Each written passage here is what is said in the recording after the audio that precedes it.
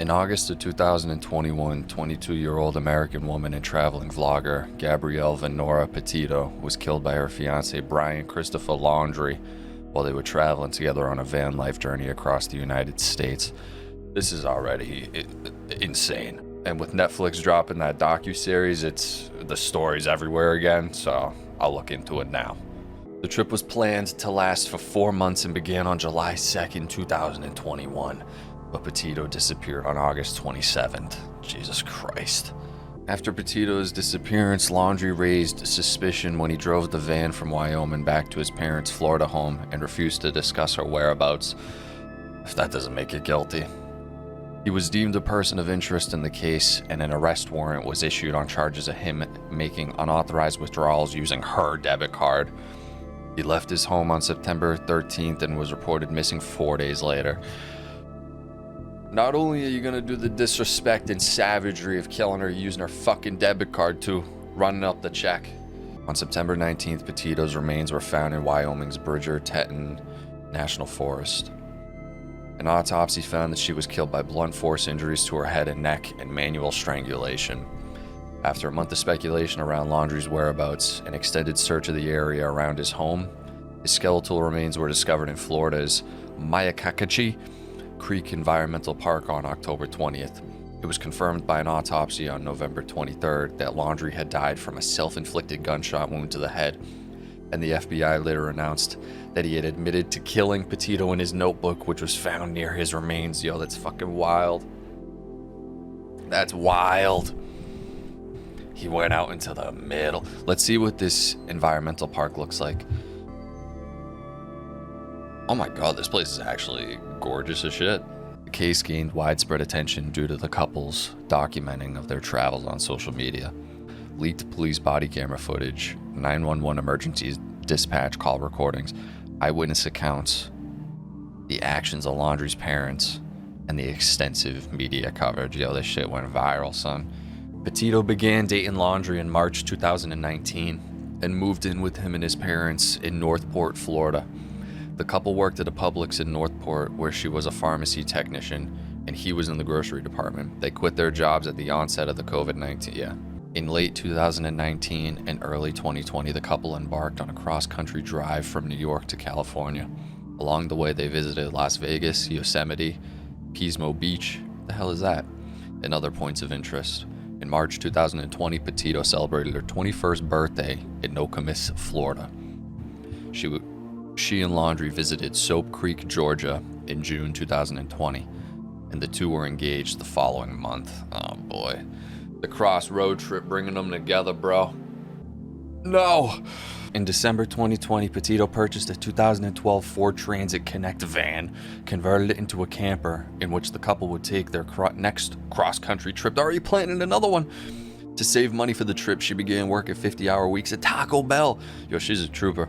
And as a nutritionist, while Laundrie took a job at an organic juice bar. Petito documented her life and travels on social media sites such as YouTube and Instagram, where she described her interests as art, yoga, and veggies. So she works at Taco Bell while being a nutritionist. That's interesting. Works a fucking juice bar? That van's tough.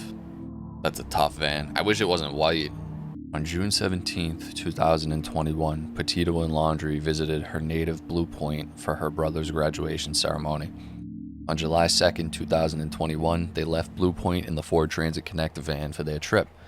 Later that month, they visited Monument Rocks, Great Sand Dunes National Park and Preserve, Zion, Bryce Canyon, Mystic Hot Springs. All right, a bunch of cool places, okay?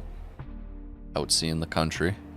On August 12, 2021, a witness called 911 to report that a couple, later identified as Laundrie and Petito, were fighting in front of the Moonflower Community Cooperative in Moab, Utah.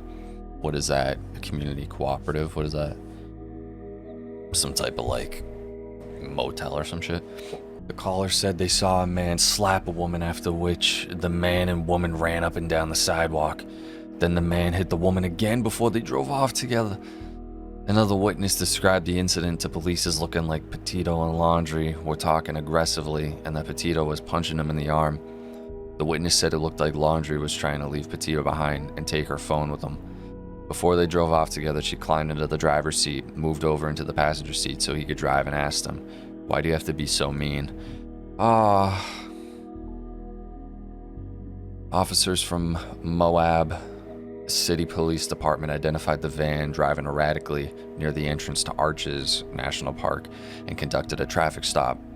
After a witness reported them arguing at a grocery store and called 911. What's your guys' names? Gabby. Gabby, Brian? Yeah, Okay. laundry. What's going on? How come you're crying? I'm just sorry. We've just been fighting this morning. Some personal issues. The officer asked Gabby to step out and she explains what's going on. And I just quit my job to travel across the country. And I'm trying to start a blog. I just have a lot of stuff. So I've been building my website. So I've just been really stressed. Then laundry is questioned. Tell me what's going on. She just gets worked up sometimes. Gabby told police she has OCD. She said she was afraid laundry was going to drive off and leave her stranded at the grocery store. Yeah. She apparently scratched him during the back and forth scuffle. You want to tell me about those scratches on your face? She had her cell phone in her hand, that's why I was pushing her away. On the day they were pulled over, Gabby and her fiance had been living in their small van for about 4 We months. really had to get this guy, Stephen Crossing Fabian. USA visits, he and Gabby spent the night apart to cool down. Officers gave him a ride to a local hotel. Oh, he's real giddy, this loser. They found Shia LaBeouf had a flag he planted somewhere in the middle of nowhere, and people tracked it down based on the live stream footage of it. They were tracking stars, they were tracking plane paths, and they pinpoint the exact location where he hid the flag. They definitely could have found it. People would have had fucking drones everywhere. On August 17th, Laundrie took a flight from Salt Lake City to Tampa, Florida, leaving Petito behind.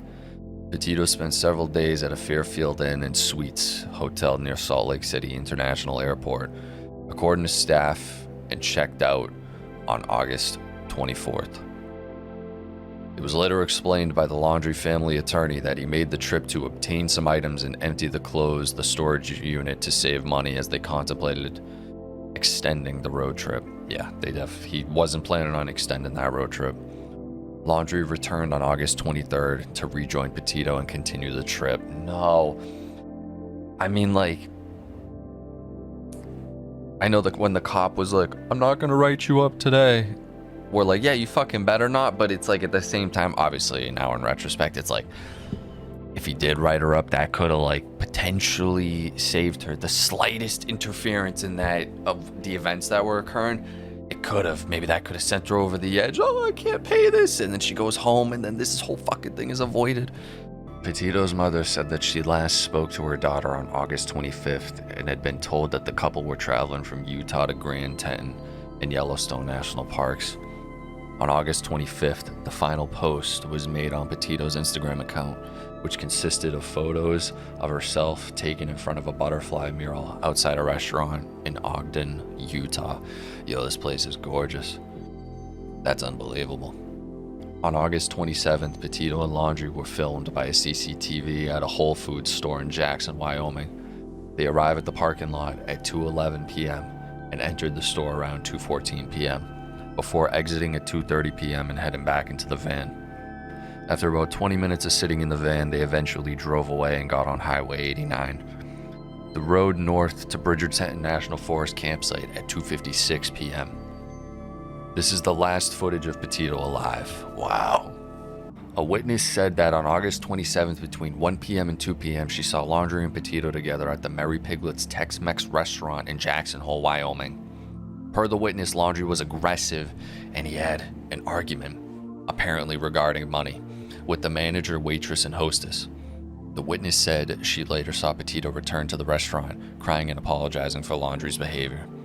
Restaurant staff confirmed via Instagram that the couple were indeed there.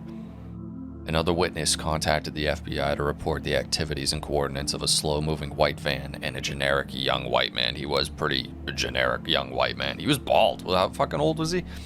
And they said he was acting weird near the Spread Creek dispersed camping area on August 26th, 27th, and possibly the 28th. I didn't know that sentence kept going. She posted a video on TikTok detailing her observations. According to the witness, an FBI agent said her account tipped the FBI off to the correct location of Petito's remains. Holy shit, dude. Oh yeah, TikTok's getting fucking involved. A woman said that in a TikTok video that on August 29th, she and her boyfriend gave Laundrie a lift from the area near Coulter Bay Village after seeing him hitchhiking alone. She reported that Laundrie freaked out upon learning that they were going back to Jackson Hole instead of Jackson, Wyoming. Holy shit. Disembarking the vehicle at 6:09 p.m. near the Jackson Lake Dam, less than 30 minutes and 10 miles after being picked up. The witness found it weird that Laundrie offered $200 for the ride and did not appear to be very dirty, despite claiming that he had been camping for days. Another witness stated that she picked up Laundrie from the Jackson Lake Dam area at 6:20 or 6:30 p.m. on August 29th, dropping him off at the restaurant to the Spread Creek dispersed camping area. Laundrie offered gas money for the 20-minute ride, but did not want to be taken further than the entrance of the campground, which was several miles from the van. According to the witness, Laundrie acted antsy about getting out of the vehicle as it got closer to the campsite. Oh man. On August 27th, a text from Petito's phone was sent to her mother which read, "Can you help Stan? I just keep getting his voicemails and missed calls." The message raised concern for Petito's mother, who said that Stan was Petito's grandfather and that she never referred to him by his first name. The last message sent on August 30th simply said, "No service in Yosemite." Her mother expressed uncertainty about who sent these messages. Oh my god, yeah, his brain is definitely most likely fried from everything, or he's just that stupid that he isn't even. On August 29th, Laundrie called his mother, and as their conversation was brought to the end, his tone completely changed. After that, Laundrie's father contacted him back, and Laundrie told him that Gabby's gone, and that he may need a lawyer. Oh man, they definitely got that phone recording. On September 1st, Laundrie returned alone to his parents' Northport home in the Ford Transit Connect. On September 6th and 7th, he and his parents went camping at Fort DeSoto Park in Pinellas County. Okay. On September 11th, after not hearing from Petito since late August, Petito's mother filed a missing person report. 4 days later, Laundrie was named a person of interest. His parents hired a lawyer and, based on his advice, remained silent and refused to talk to anyone about the case. Holy shit. So this went on from August 29th to September. Wow, so it's been a couple of days. Police surveilled the Laundrie home and saw him leave on September 13th. 2 days later, they saw his car return. Police believe the person who exited the car and entered the home was Laundrie. The following day, Northport Police Chief Todd Garrison told reporters, "All I'm going to say is we know where Brian Laundrie is at." I mean, they saw him go in the fucking house, so. On September 17th, Laundrie was reported missing by his parents, who claim not to have seen him since September 13th. It was at this time that police realized they had mistaken Laundrie's mother for Laundrie himself on September 15th. Wait, what? They mistook him coming back home for the mom? How does that even make sense? That's what I mean. That's one of those details that sounds so asinine that, like, no, there's no way that would happen. They would confuse. I bet they look fucking completely different. A bald dude compared to them, like probably a short mom. What are you talking about? After obtaining search warrants, police seized the Ford Transit Connect and external hard drive, and the Laundrie family Ford Mustang from the Northport residence. Not the Stang, bro. On September 19th, human remains matching the description of Petito were found at the Spread Creek dispersed camping area in Wyoming, not far from where the Ford Transit Connect was previously observed. Her identity was confirmed, and the autopsy determined that the manner of death was homicide by blunt force, injuries to the head and neck with manual strangulation, which occurred 3 to 4 weeks before the body was found. Holy fuck. The hell is that? Stop, I'm scared. On September 23rd, the United States District Court for the District of Wyoming issued an arrest warrant for Laundrie due to his unauthorized use of Petito's debit card to obtain $1,000 or more between August 30th and September 1st. Dude, based on that, that's what gets him? Yeah, that's what they mean. If they want to find any fucking technicality to get him, they got him.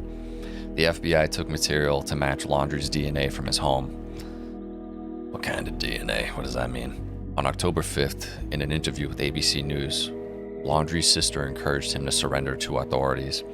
2 days later, Laundrie's father joined investigators in searching for him at the T. Mabry Carlton Reserve in Sarasota County, Florida, focusing on areas he used to frequent in the reserve and the adjacent Makatawaka Creek Environmental Park. How do you say that? Mayakachakachi?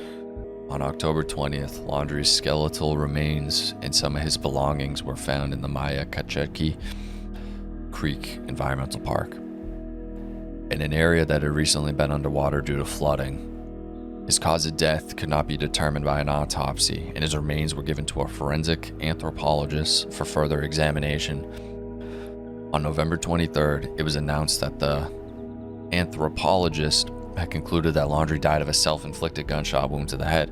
Wait.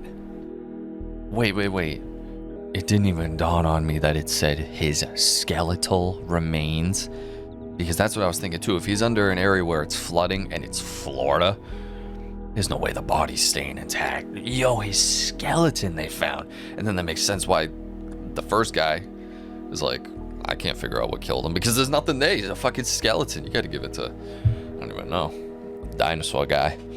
In June 2022, the Laundrie family's lawyer released the full notebook entry in which Laundrie claims that he killed Petito after she had fallen and injured herself.